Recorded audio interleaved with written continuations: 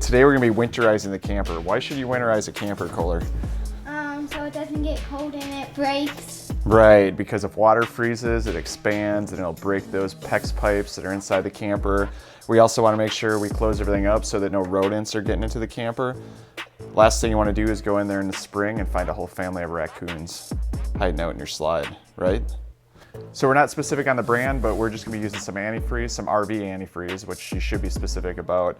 It's supposed to be non-toxic, so it can run through your water lines. You're going to flush it out in the spring, but this is really the secret to making sure that you don't have broken pipes come springtime. Yeah. You got anything to add? If you have broken pipes, all you get is you get a chainsaw and or a sledgehammer and just whack them out or cut them out. That's how you get them out.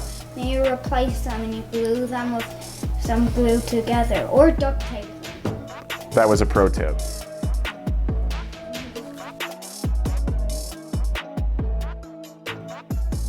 You're going to want to locate the exterior panel for your water heater.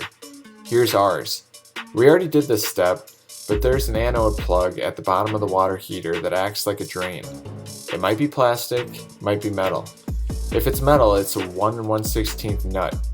Basically what this does is I don't actually know what it does, but it sucks all the calcium and the minerals out of the water heater so that everything doesn't get corroded.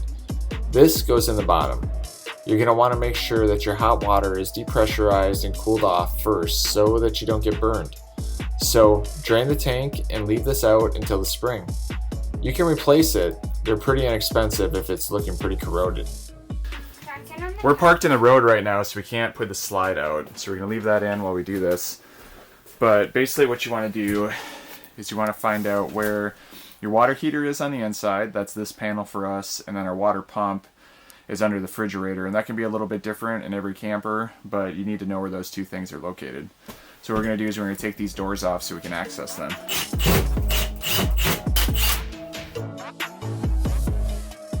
All right, so this is the hot water heater right here. And we have a bypass valve system installed. If you don't have one for any reason, you definitely probably want to install one. But essentially right now water is running in to the tank here, and then there's a hot water line up here that it's running out of. So when this knob is turned, is that perpendicular? What's that called? What? When it's running the same way as the pipe, that means that it's turned on. So what we're going to want to do is we're going to want to shut it off. So I'm going to shut it off there. There's one right here for the hot water. I'm going to shut that off. And then this is the bypass valve. We're going to want to open that up. Can I do it? So now if there's water running through here, it's missing the water heater. It's missing the water heater. You want to try turning one? You can turn this one. These are hard. Yep. So that's on, and now shut it off. That's off. Okay. So we got that shut off, the bypass is turned on, and we drained the water heater from the outside. So the water heater should be good to go right now. Alright, so we're going to put this back on. Do I just... Sure. Here's 2 screws.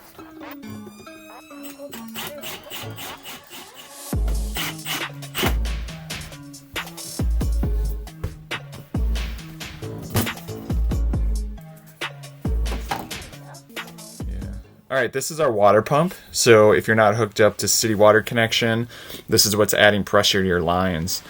And so there's this extra valve that you can attach to the city water pump so you can pump antifreeze directly into the system as opposed to putting it into your water tank.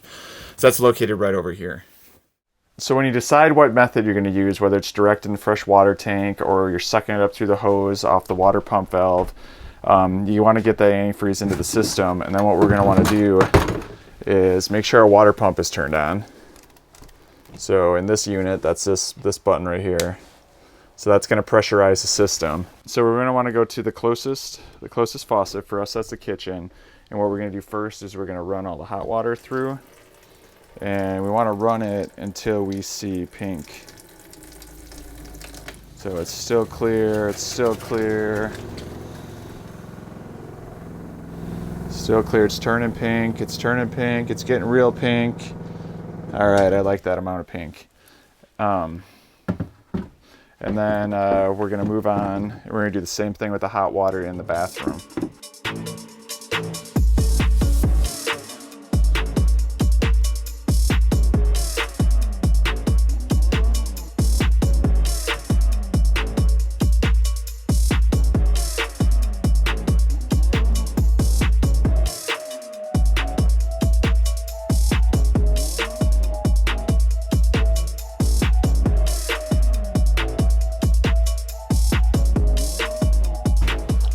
And then with our last gallon of antifreeze, what we're gonna do is we're just gonna dump a little bit down the drains.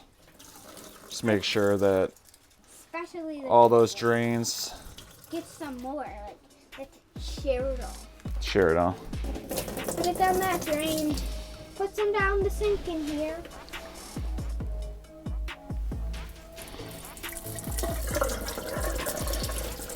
So last thing you want to do is with your city connection is you're going to want to pop that little screen out, and there's like a little ejection valve inside there, and you're going to want to make sure that you get water shooting out this side so that this edge of your port is winterized as well.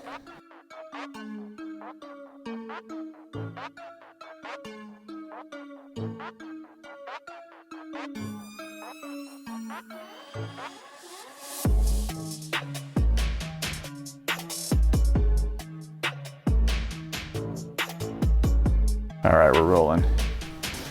Pretty successful.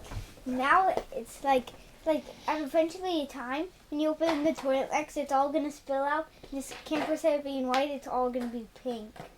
That would just be so much better. Yeah, hopefully there's not a pink explosion. All right, so that's winterizing the water system of your RV. Wasn't too hard, was it, Kohler? No. Just get pink flowing through all the faucets and out the toilet and down the drains, and should be all right come spring. The other thing you want to do is just make sure, like you said, that you close everything up. Dryer sheets are great to use to make mice and rodents kind of stay away. So you can just shove dryer sheets like in the power cord, around the slide, like anywhere that they might have a chance of getting in.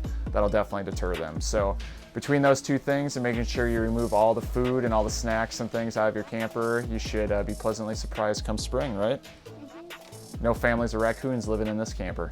Yep.